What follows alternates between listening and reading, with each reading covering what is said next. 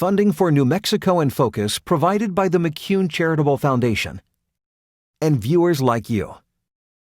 This week on New Mexico in Focus, as the election looms, so too does the future of thousands of dreamers. Author Michael Olivas explains. They're marrying our students, they're representing our people in court, they're members of our community. We need them. Plus, a conversation with the recently ousted head of the Bureau of Land Management as drilling near Chaco Canyon hangs in the balance. New Mexico in Focus starts now. Thanks for joining us this week. I'm your host, Gene Grant.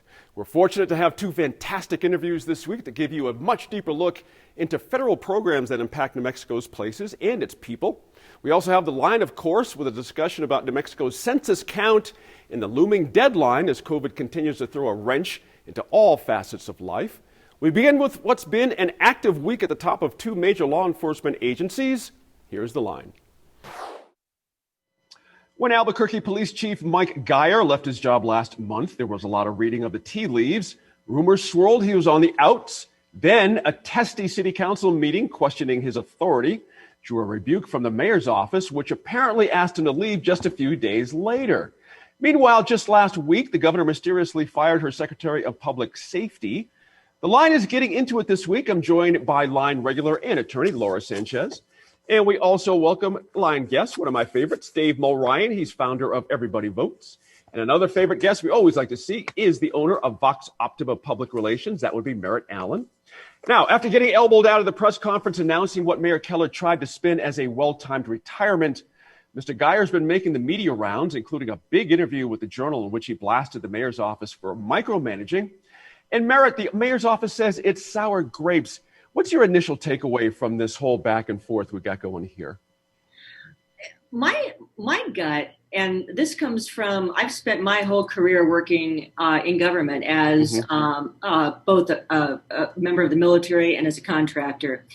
And you have executives who are either very much focused on their office and their legacy, or they're focused on the organization. And I think very much we have an executive who's focused on his office. And loyalty, I think, may be more important than results or operations. And I think we can see, certainly one of Geyer's complaints was that he was micromanaged. I think if we look at the types of press conferences, the way just communications were handled with the public, it was certainly micromanaged.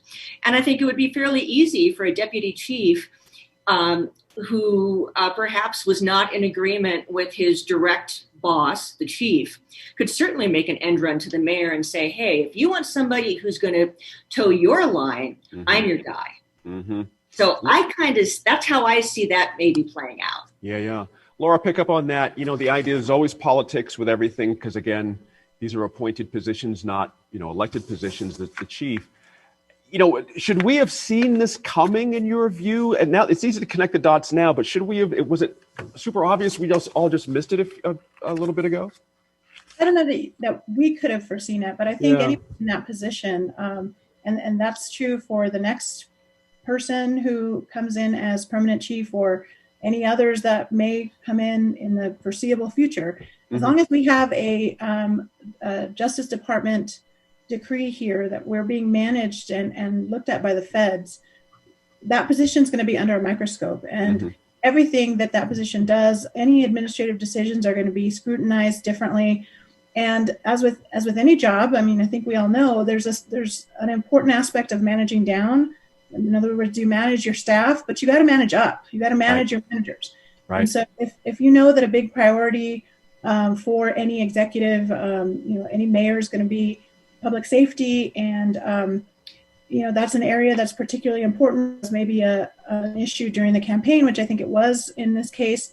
You're going to have a certain amount of trust built up, and so I think that may indicate more of what was going on. I don't perceive that, and I don't know firsthand at all, but it didn't seem to me like Chief Geyer was particularly focused on that aspect of it. And I think, good managers often focus on the work at hand, and they're looking, sort of down at not down, but they're looking to manage their staff and not necessarily aware of kind of the bigger implications. And ultimately, those positions are appointed. So the executive can make a decision. And I think that it's going to be a tough position no matter who's there. Dave, when you think about it, as I read it, I should probably start that. The mayor's office is spinning this really hard. I mean, really hard. There's all this list of grievances about the chief, was unavailable. He just wasn't, on the scene enough. He wasn't. I'm reading all this saying, I don't know, all sounds like fireable offenses, but a long time ago. Does it make sense what you're hearing from them? Well, it doesn't make any sense. And I think that in some ways, when you look at it, like the federal crime statistics say that there's never been less crime in the country. We've done very well managing it. But I think that one of the problems that we have, as the police department has, that the mayor's office has, is we are under-policed. I was actually talking to the chief once at an event, and he said if we had a similar amount of the percentage of population to police that they had in New York, which is considered, the safest city in the country, we would have a police force that was three times larger than it is now. And so we have about 1,000 police. That would mean we would have 3,000 police. And for whatever reason, even though federal crime statistics say crime is down, yet people feel unsafe. So we clearly have a perception problem. And it's interesting. The mayor is fighting with the police chief and firing him. Yet the average Albuquerque citizen is saying, I feel like I call the police and I've had a break-in and they don't show up. And so, whatever the problem is between the chief and the police and the next chief, they're putting out a nationwide search. They need to really say to the constituents, look, we understand the crime problem. We are going to fix it. We're going to do these things. Mm-hmm. Winston Churchill was famous for saying during World War II, never waste an opportunity, never waste a crisis. It's an opportunity. Rahm Emanuel sort of did that in 2008. He adapted the saying. Right. And I think that we clearly have a crisis. I mean, we are on fire with COVID and everything else. Maybe use that opportunity to really have a change of heart and a change of policy at how we look at policing in Albuquerque, and even, clearly the governor is getting involved by being unhappy with her public safety director. So now may be the time to sort of throw out the book and do something new. Mm-hmm. Speaking of Public Safety Secretary Merritt, Mr. Shea, Mark Shea, has been let go. He is the 8th person at that level to either leave the administration from one reason or another. We don't have much explanation, however, from the governor about what happened there. Have you heard anything? I got nothing. Like what's going on there? No, like you, I've got nothing, and that's certainly an indicator, and that's something that's been a trend for the last 20 years. Some of this comes with the Executive Powers Act. Some of this comes just as a trend in government communications, which is have press conferences, do not answer questions, right. And also the role of the public information officer or the public affairs officer has dwindled to nothing. There used to be the principles of information, fair and free flow of information. And the way I was trained is you respond to a media query within 24 hours, or preferably by their deadline. You find out what their deadline is, and if it's same day, you respond by their deadline so they have time to file their story. And if the response is, I can't respond, you give them an answer why, like the matter is still under investigation, we don't want to prejudice the investigation. What has become the norm and what we accept, and by we, I don't mean just the media, but we as citizens accept, is we allow our elected officials to say nothing and to stonewall the media and to be silent. And I think we really need to stop that. Yeah. We've got, because people are pressuring the mayor more, and he's a slightly different character than the governor. He is trying to spin it. I don't know that he's being particularly successful. The governor seems to feel, as her predecessors, both Martinez and Richardson, seem to feel comfortable in their power. I don't think we'll find out what has happened with the Secretary of Public Services, much as we have not found out about the other cabinet members. That's true. But Laura, does the governor not have some responsibility to talk about this? I mean, she has the right to change her cabinet secretaries. No one's arguing that. But shouldn't there be a bit more than this for the public? Well, I think that this administration has been focused quite a lot on the COVID pandemic and a response to that. I think that in the case of the health secretary, anything related to health right now would have been extremely important to make sure there was more information provided. And I think we were told that the pandemic was taking its toll on the secretary, and she wanted to move on. And oftentimes when people don't comment at all, it could be something that's personal in nature. It could be there's any number of reasons why somebody could have been dismissed. It isn't necessarily just that the governor or, whoever the executive is has a reason, but the person may have potentially done something wrong. And so in a personnel matter, you don't want to discuss those things, especially if there's any potential for a lawsuit down the road. So it's always a sticky situation because you don't want to get into private details and open yourself up to a potential lawsuit. I mean, we wouldn't want to see, money spent on litigation unnecessarily. So, it is a little unusual. I think that so many cabinet secretaries have left. I would expect that it's for a variety of reasons, but it's also a really tough year. So people make personal decisions based on where they are at that particular time. And we're seeing this pandemic and the economic circumstances. It's not like people in state government get paid a lot. So they may also be moving on to try to find something that's more in line with what they need to do for their families. So, I think they're saying what they can right now. I'm not sure that they're able to say anything more. Fair enough. Hey, Dave, the one clue we do have from the governor is she says she wants more of a focus on community policing, civil rights. There's a new commission, of course. My sense is she's trying to stitch all these things together to make a, you can't do one thing and not have this other end of it not, cooperating. Is that good enough? I think it's good enough, but in some ways, too, I think we have to give the governor some credit. The governor was elected a couple of years ago. The world was completely different than how it is now. She kind of told us right out of the chute when she got rid of the education secretary, she is going to be an activist governor. And if something's not working, she's not going to say, oh, let's see if it works out. She's going to make changes. And I think that's actually good. Franklin Roosevelt was very clear. He tried something. If it didn't work, he got rid of it. He tried something else. I think we are in a world, and the state has done pretty well in controlling the COVID epidemic. And I think she's just not willing to sort of maintain the status quo. She is willing to take the hit. She maybe is a little bit too silent on all of these things. Yet, I think if she's moving around her cabinet secretaries, they serve at the pleasure of the governor. And it is her prerogative. And I think that she is really pushing. She wants results. She comes from the Washington culture where they try to get things done assumably.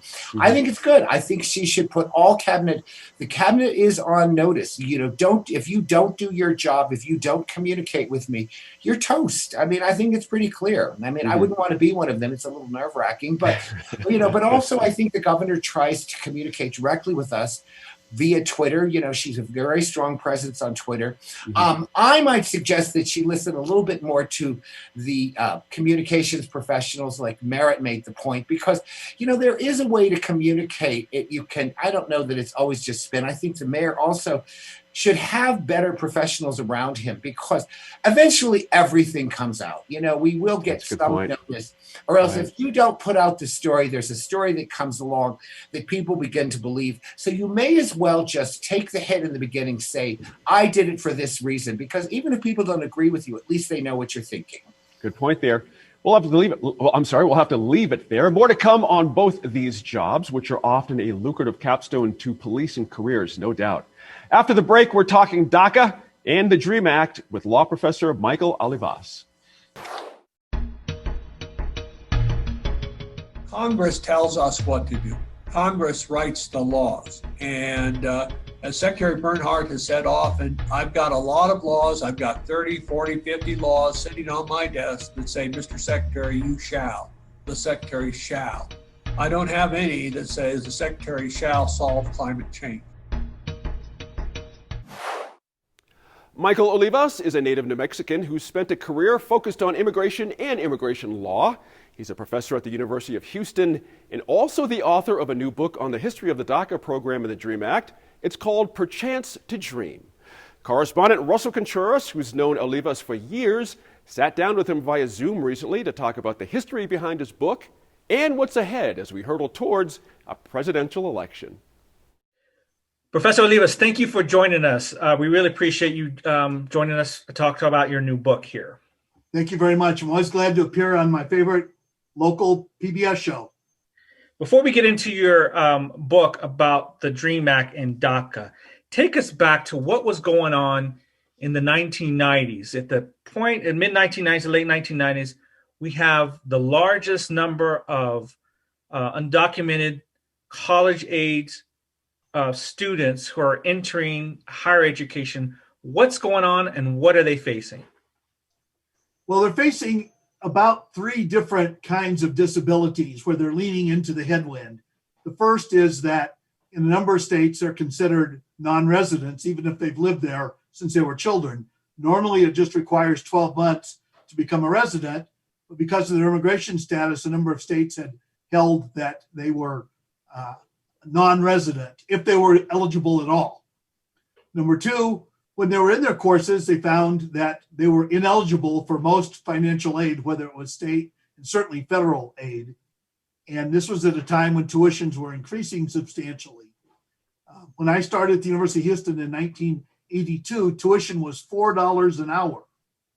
So it had increased to hundreds of dollars an hour by that time, even in the states such as California and Texas, which were historically low tuition states. And then third, of course, they found inability to have work authorization, so they couldn't hold jobs. If they were trained to become a teacher, trained to become a lawyer, trained to become a doctor, they couldn't get licensing in those areas. And so to some extent, attendance at college is driven by your choice of employment. So if you want to be a reporter, you might have some television classes, you might take some writing classes, you might take some oratory classes and so forth. But then if you can't be hired on the books, then it becomes very difficult. And so all of these were sort of three strikes and you're out. At the same time, states, rather than the federal government, were starting to pass laws that allow these students to go in at a reduced rate rather than international students. What's going on in places like Texas, Kansas, New Mexico? A number of states had begun to make a move, in large part because there was a movement to rewrite some of the residence requirements. Just as an example, the very first one was passed in Texas, ironically, because that's where Plyler versus Doe had occurred. And so Texas has long been considered hostile toward Mexican Americans and Mexicans generally. But they were the first state, and you may recall Governor Rick Perry, when he signed it into law, got beaten up when he ran for president twice. And so he, to his credit, he did this, and not only signed it into law in 2001, just before 9/11, but he also, several years later, signed in financial aid for these students. He saw that educating these students was much better for the state of Texas than simply leaving them on the outside with whatever non-traditional means may have been available to them. And so a number of states started doing that. And once that started, and once California got its act together and had litigation about the matter that resolved the issue, and in my book, it was about a 15-year struggle because there were cases way back in the 1970s about this. In fact, there were organized efforts by these students. Even though we knew that California and Texas were the most important states with regard to the total number of hours that they would take overall, both states became very progressive in this issue. Although Pete Wilson, when running for governor, was responsible for Proposition 187 and was considered very nativist and restrictionist. But after he left office, after running for president, sort of overplaying his hand because he was considered too restrictionist, California finally got its act in gear, and now you can even take out student loans and so forth in California. So about 25 states now. I haven't looked in the last month or so, but about 25 states have such on the books, and there are 3 states that still say if you're undocumented or even documented, you cannot even attend college in Georgia, South Carolina, and a couple of other states. So for the most part, the states that we're concerned about have these residence requirements. The one absentee example is Arizona, which has remained a nativist state, and to this day doesn't allow their students in-state tuition.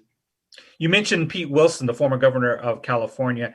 I remember talking to you in 2001 when I was an intern at the Wall Street Journal.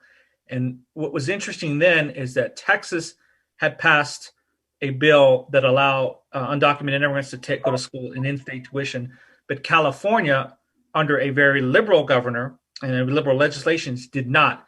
What was going on in the debates where you had a conservative Texas allowing this to occur, and California and some of these more progressive states, even Massachusetts, being resistant to this idea? Well, Gray Davis, in fairness, followed the nativist, so he ended up settling it. He was a Democrat, and he took over after the conservative administration left. So these terms of liberal and progressive versus conservative are very fluid. California now clearly is irretrievably liberal, but it wasn't so at the time and resisted even then. Whereas, as you point out, ironically, Texas did. But it also shows how a governor who is committed to something can get it through. He got beaten up in Texas for years, but he held his ground because he knew he was right. And eventually the legislature changed and became much more inclusive and had a lot of Latinos and Black legislators who backed him on this, even if they didn't always back him on everything else. As for Massachusetts, I think it was the small number that you would have thought, ironically, would have greased the skids, but they simply saw that this was a source of income that was going to be substantially lowered. The problem is, of course, if you charge these kids full tuition, they can't go anyway. And so it's sort of all or nothing. Give them lower tuition. And Minnesota is another good example. Minnesota did the same thing, but they gave free tuition to everybody. So that wrapped up immigrants as well, even though there aren't that many in the area, all these undocumented Canadians up in Minnesota. But the funny thing is, every single state has its own backstory, and they're quite fascinating. And I tracked down many of them in my book, and just length considerations meant that I couldn't include them all. But each one is a variation on a theme of people who didn't know much about these students saw them as a threat. In your book, Perchance to Dream, A Legal and Political History of the DREAM Act and DACA, you talk about the formation of what will become known as the DREAM Act. How did the idea of a federal DREAM Act come about in the midst of all these states passing these various bills for in-state tuition? That's really the very best question. And the answer is that tuition is always set by states.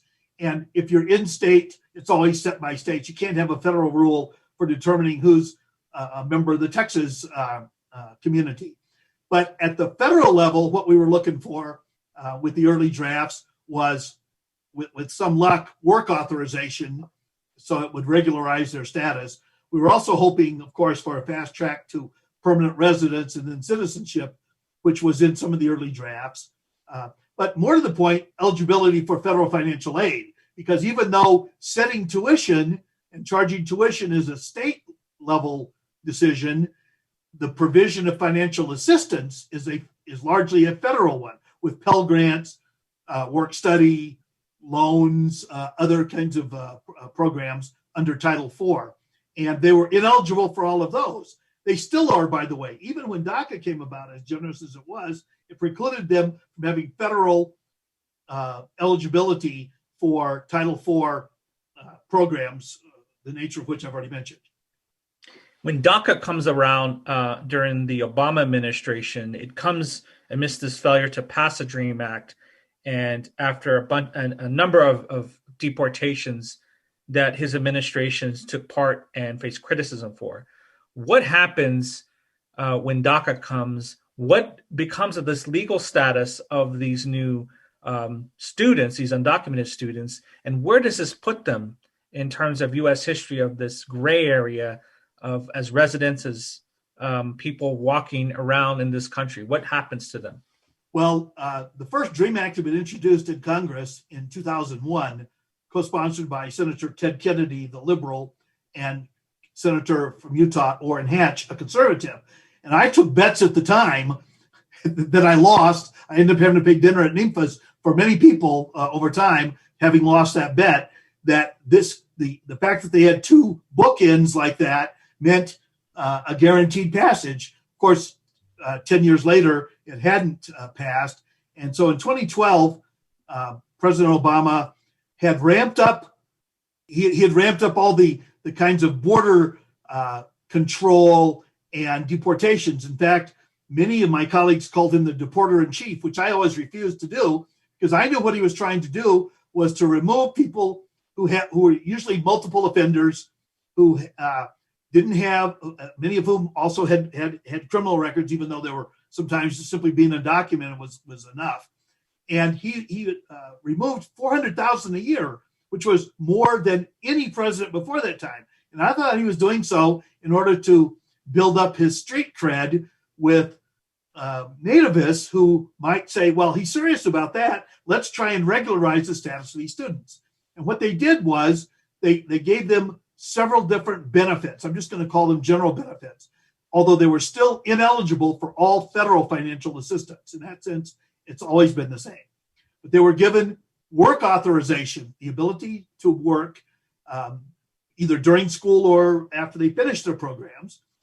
And that, of course, kicked them into a whole series of occupational and licensing issues that we could talk about.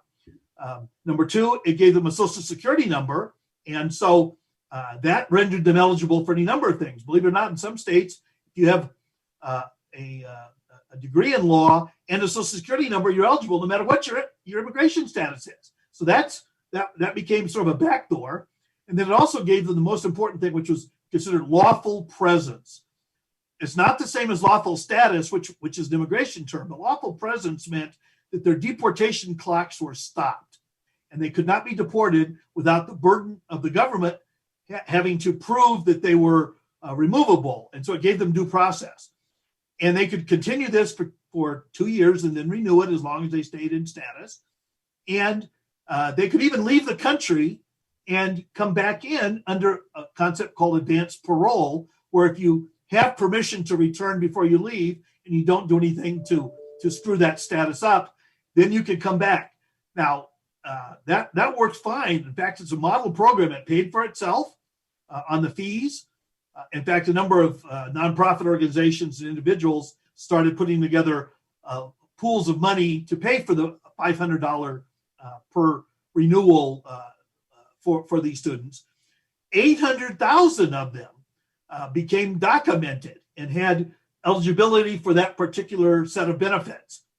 Very few, by my count, and I really did try and keep count of this, only a couple of dozen ever lost their status by virtue of they couldn't have a felony, of course, but they couldn't even have serious misdemeanors. So if you had a drunk driving or something like that, you might lose your status. Or if you left the country and didn't have advanced permission, you might lose it. Or if you flunked out of school.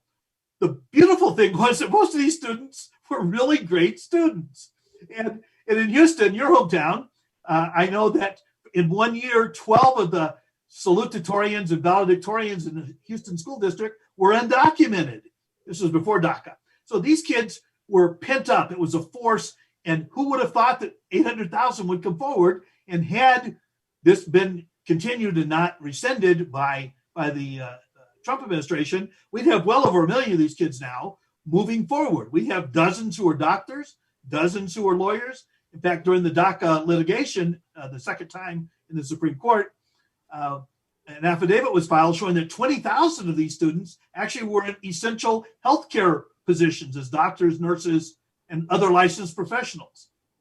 These are winners. These are the kids that you want to become immigrants because they all speak English. They're all educated in our system. Plyler versus Doe assured that they would have access to K-12 education.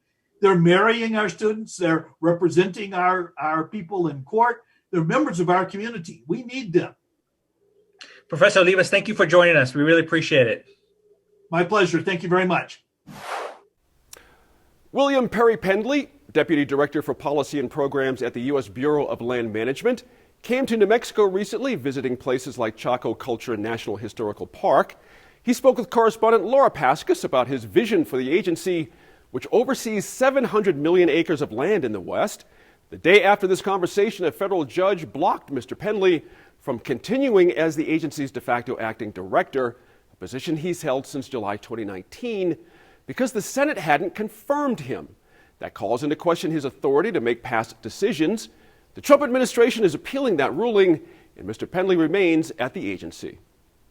Deputy Director Penley, you've essentially been the acting director of the BLM since July last year. What's your vision for this agency? Well, Laura, I hate to correct you at the get-go, but my proper title is Deputy Director of Policy and Programs, exercising the authority of the director. I know that's sort of a long thing, but it's a legal thing to say, hey, that's the basis upon which I get to sign documents. And, obviously the media likes to shorten it to acting director, but technically I'm Deputy Director of Policy and Programs, exercising the authority of the director. And it's been a real thrill to be here. I'm delighted to work for the Trump administration and Secretary Bernhardt. And I've just been so impressed with the Bureau of Land Management and their employees. I travel all around the country. I did a lot before the virus hit, and then after the virus hit, I tried to step it up, and that's what I'm doing today in New Mexico.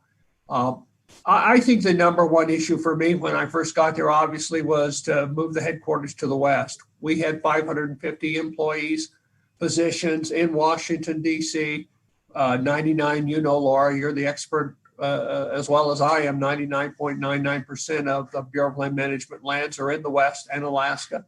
Most of our employees are here, 97%. But we still had our leaders in Washington, D.C., and the desire was to put the leaders out to work hand in glove with the people in the field, to learn from them, and have the people in the field learn from our leaders who had the Washington, D.C. experience. And at the same time, put our people on the ground so that they could make better decisions earlier in the process. Obviously, I've got to say, wild horse and burros. We have 95,000 wild horses and burros on the public lands. It's not compassionate. It's not humane for those icons of the American West. And it's terrible for the land. It's destroying the land. It's bad for indigenous species, endangered species. It's not good for our neighbors. So I don't want to handle that. And obviously, number three, I'd have to say is fire. We're going through a remarkable fire season. It's not record setting. A lot of people are surprised by that, but we got 30 some thousand people in the field fighting fire right now. But that's a huge issue for us. We have a professional firefighting organization, and I'm proud to lead it. And I'm just so impressed with the men and women who are on the fire lines today. So you have worked in government before, but you were also president of the Mountain States Legal Foundation for about 30 years, I think. Why did you want to work at BLM, come back to the federal government, especially after challenging federal agencies and policies for so long? Yeah, Laura, that's interesting. I basically spent my whole life in government. I was obviously a student, and I was a Marine. I was a Marine for almost 5 years. Then I went to Washington. I worked on Capitol Hill. I worked for the U.S. Senate. I worked for the House of Representatives. I worked for what was at the time the House Interior and Insular Affairs Committee, now called the House Resources Committee. So I know that side. And then the Reagan administration came in. Secretary Watt asked me to join him, and I did for a number of years. I practiced law for about 4 years in the Washington area, and then for 30 years, 3 decades, I led the Mountain States Legal Foundation in Denver. It is a nonprofit public interest law firm. It's like the ACLU or, Earth Justice or any other public interest law firm. I represented all sorts of people. I represented ranchers, miners, loggers, people engaged in oil and gas activity, climbers, hikers, concessionaires, counties, little cities. I represented them all. And Laura, just a minor correction. Sometimes I sued the federal government on behalf of my client, and sometimes I joined on the side of the federal government saying, you know what? My client believes the federal government got this right. and therefore the government's position should be upheld. So yeah, sometimes I challenged government, sometimes I didn't. And I got a call from Secretary Bernhardt. I was pumping gas at the King Soopers, and my phone rang. It was David Bernhardt, and he said, "I'd like you to come back and head up the Bureau of Land Management." That was a unique opportunity for me, and so I jumped at it. Obviously, I love what the president's doing. I think the president's got it right. He wants to grow the economy. He wants to provide jobs for Westerners. At the same time, he knows we need to increase recreational opportunities. Laura, if there's one thing we learned during the virus, and we've learned lots of things, I hope we've learned lots of things, but I know at the Bureau of Land Management, one of the things we've learned is that the American people want to come out on BLM land and recreate. Visitations at our BLM sites all across the West, all across the country, have just skyrocketed. And so we know that when the pandemic is over next summer, I think they're going to come back, and we'll be prepared to receive them. Right. So you were here out in New Mexico, you're in Santa Fe right now, and you went out to Chaco Canyon. What was that visit like? And who were you meeting with up there? Were you able to meet with some of the tribal officials and tribal communities as well? I did not. I was just with federal officials my whole time. We drove on down to the Chaco Canyon, went into the park. I was just mightily impressed with it. It's just awe-inspiring. The technology that was put in place by folks of antiquity, and the creativity. And I'm just awestruck that the timbers that were used were collected from 40 and 60 miles away, that the stones that were used were from up on top of the mesa and had to be, carved out of stone there and then hiked down and put in place. You can't help but be impressed with it. And it's a really wonderful place. And I understand it's quite sacred and significant to the people of the American Indian community. And I respect that. And I think that's locked in stone for us, that there are reasons why we have these parks established, and we have to protect those things.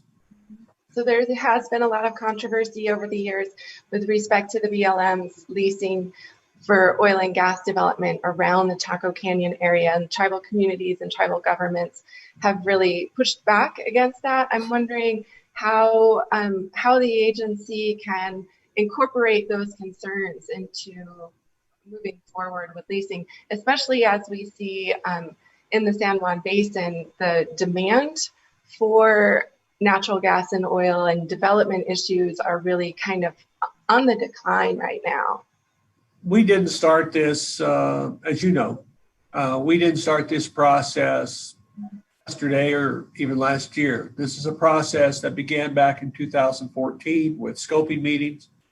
We had scoping meetings. We had about 1,800 people involved. We extended the comment period for that. Then we had more scoping meetings in 2016. We had about 18,000 comments. We extended the comment period for that. And then working together, this is a unique resource management plan. We're working hand in glove with the Bureau of Indian Affairs. This is BIA does not have a resource management plan. We put one together with the BIA. We're working hand in glove.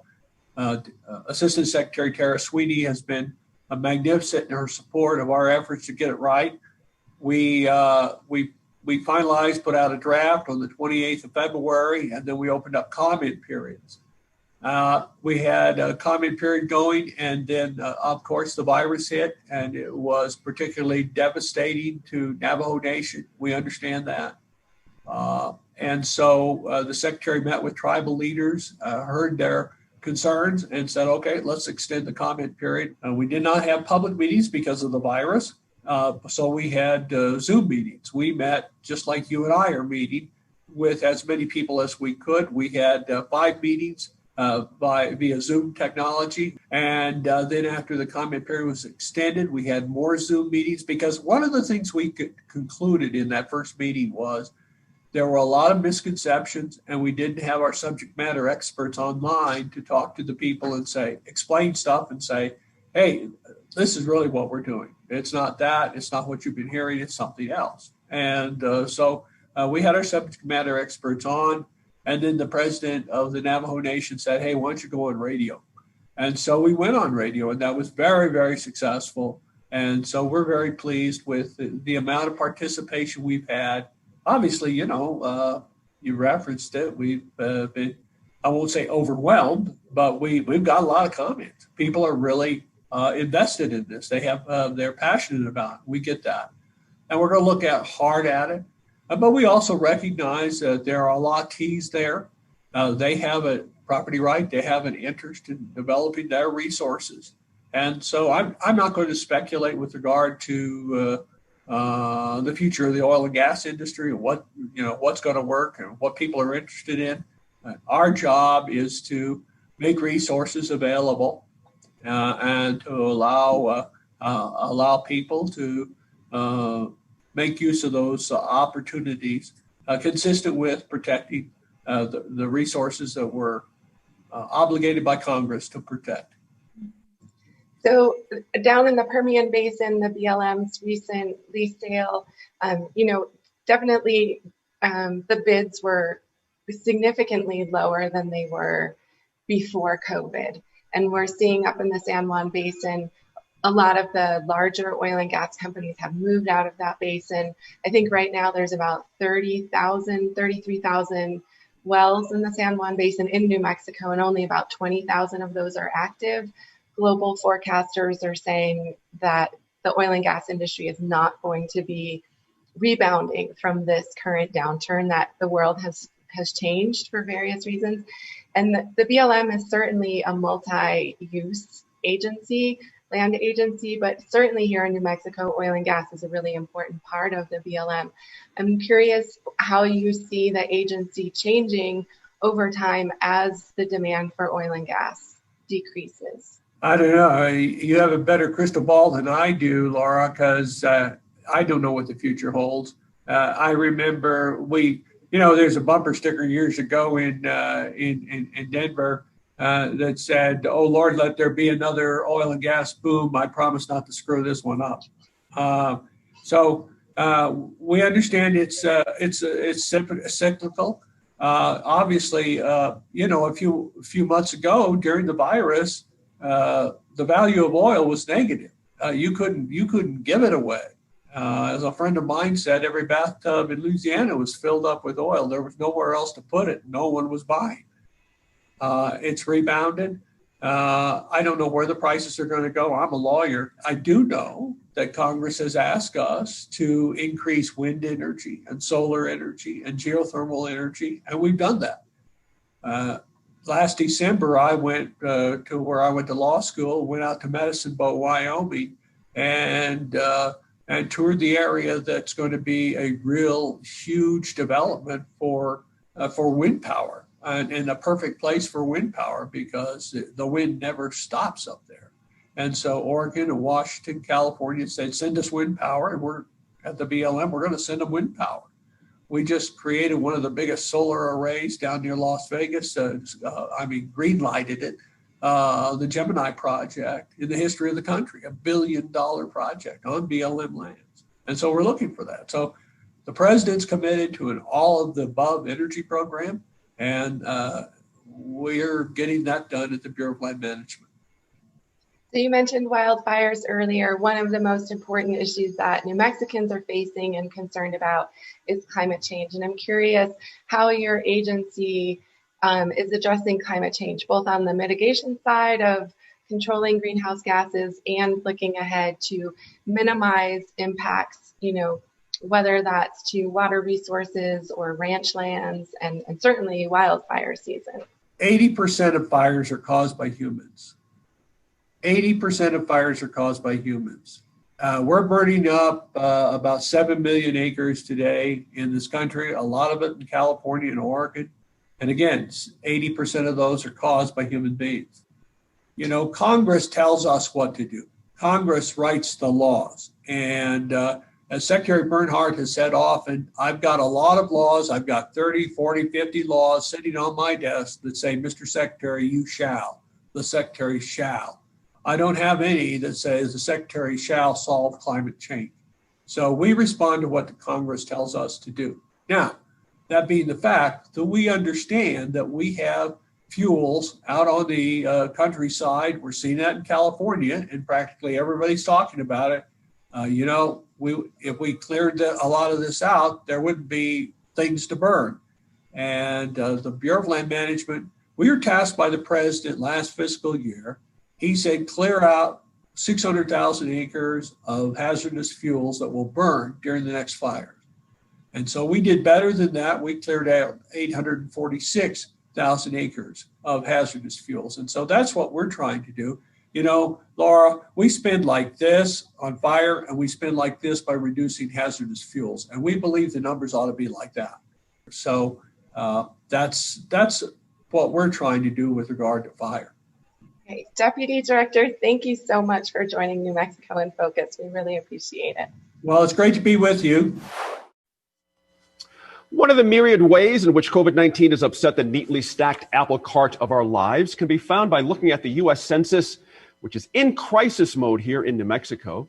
The state's response rate has lagged expectations, and that's potentially devastating news for a state like ours that very much relies heavily on federal government money. And Dave Mulryan, there's sort of a visceral tie between census response and something close to your heart, voter turnout.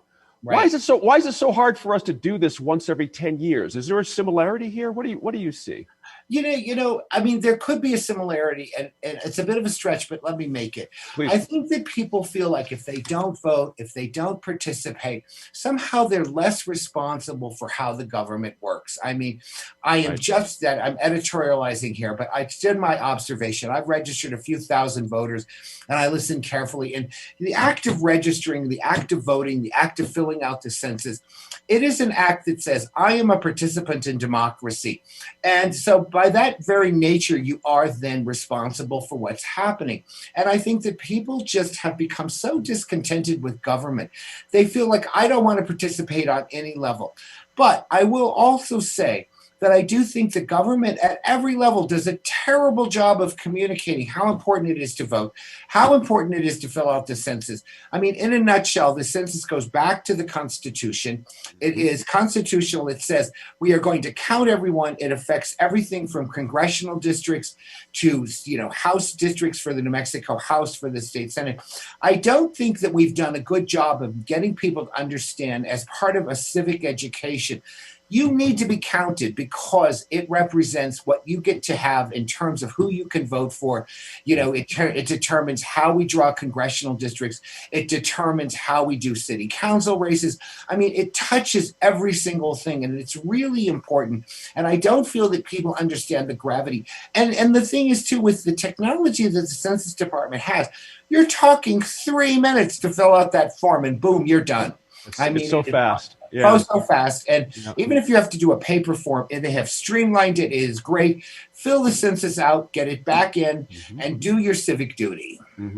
There's lawsuits, Merritt Allen, floating around now, but to keep it close to home, here's a number I want to throw at you. It's estimated for every person not counted in New Mexico, we lose $4,000. And if you total that up over, lots and lots of people not being counted, that's lots and lots of money we're not going to get. So we're in a real jam here if this deadline thing just doesn't get straightened out, fairly quickly. Oh, absolutely. And then you look at, and that's, of course, federal funds, which are heavily relied on. Then you look at I don't know if it's a quadruple whammy. I don't even know how many ways to count what we're up against in 2021 with tax revenues being down, our double-digit unemployment, everything that's impacting us. This is, to use a cliche, now more than ever, this census really matters. One thing that I find interesting, I've reached out to my conservatives, my conservative friends and neighbors. Sometimes the census you kind of look at as like, oh, I don't need the government to count me. The really small government, anti-government people. This is not the time. This is not the time to put your head in the sand and want to go off grid. You really need to be counted, if for no other reason than redistricting. Right. This is a big deal. This has been always a majority Democratic state. It probably will be again by numbers, but redistricting is a big, big deal. This is huge Republican politicians have been told by various left-wing groups that they are being targeted. We'd like to pretend gerrymandering doesn't happen. It happens on both sides, and Republicans who are already a minority are being told that they are going to be redistricted right out of the state. So please, conservatives, you may not care about government funding, you may not care about a lot of things, but you ought to be able to, you ought to care about still being able to vote for conservatives. Mm-hmm. Laura, let me read you a quote from CNN. They've uncovered some documents in this whole federal dust up on this. Tim Olson, who oversees the operation, he said, in quote, any thinking person who would believe we can deliver apportionment by 1231 has either a mental deficiency or a political motivation. Why has this thing become so politicized? I don't get what Wilbur Ross, the Commerce Secretary, is up to here by trying to shorten the time frame here. What's your guess on that? I wouldn't even begin to know how to speculate on what Wilbur Ross thinks, to be honest with you. It just seems like a very extreme position to take. Why not take more time? I mean, perhaps they're looking at the amount of work that's required after the census piece of it, the actual counting part concludes, and you begin with the data analysis portion of it, because but the one leads into the other, right? The better numbers you have in terms of the numbers taken, the better you're able to provide data and meet deadlines in terms of reports and whatnot. But I mean, it just doesn't make any sense at all. And especially for a state like New Mexico, I appreciate what Merritt is saying about conservatives. And I would guess that there probably is a fair amount of people that just feel uncomfortable with any kind of inquiry from the government at all. But I would say that probably by and large, the majority of people in New Mexico who have not filled out the census, it's because it's just not anywhere on their radar. Sure. They just simply have a hierarchy of needs where there are more important things that they're worried about, and the census is somebody else's problem. So it's really hard, and that speaks to the issue of, in a normal year, I guess, a normal census year, you have a lot of other outreach, a lot of community organizing going on. There's people who are aware of it. There's actually, boots on the ground going and talking to people in community events and going door to door and doing all this, which really helps bring those numbers up. This has been a very unusual year where census takers really can't do that. And anybody showing up to somebody's door is going to be potentially hazardous for their health or for the person's health who's answering the door. So it just makes it very, very difficult to really reach people. There's so much isolation going on with people right now, which is required because of the pandemic. A lot of people with health conditions.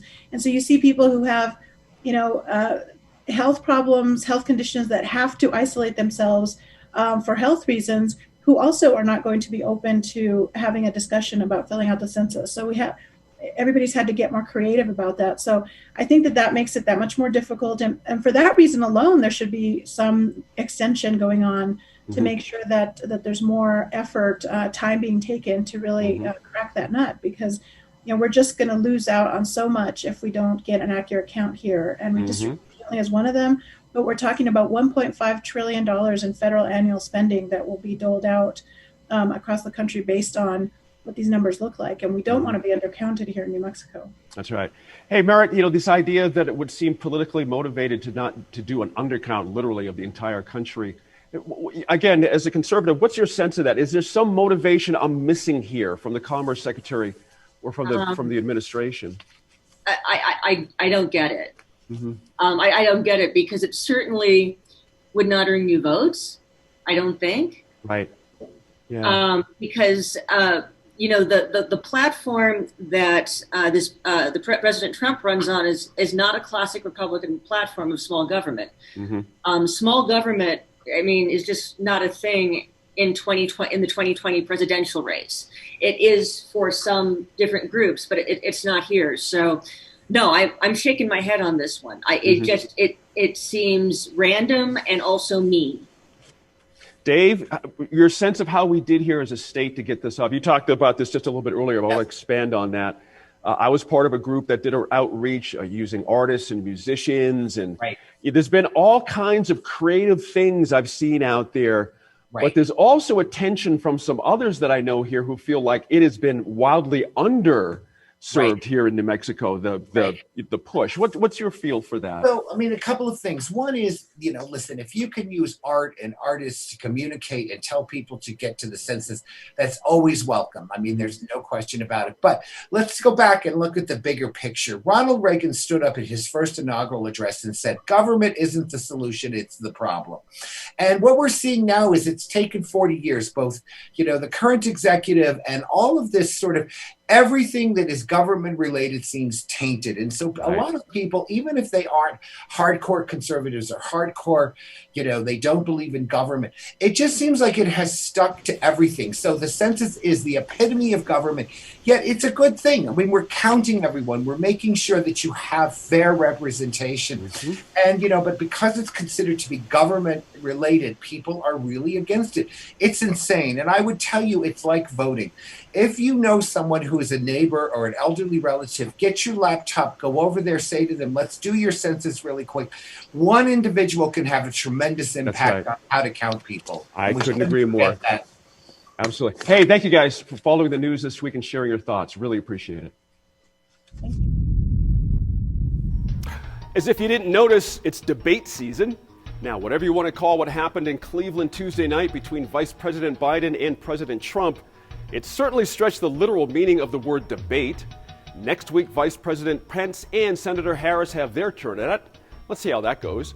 Now, Tuesday was also a reminder that perhaps there is a better way. For me, I like the idea of presidential debates with the candidates sitting at a large, socially distanced table with a moderator and no audience. Now, there's something about sitting that takes the heat out of the moment. Around here at NMPBS, we're getting ready for our own round of debates right here in this studio. It'll look and feel a little bit different due to the pandemic, but despite what we all witnessed Tuesday night, it's an important and critical component of our election coverage, and we're ready to go. Now, will everyone play nice? I guess we'll all find out in real time. Thanks again for joining us and for staying informed and engaged. We'll see you again next week in Focus.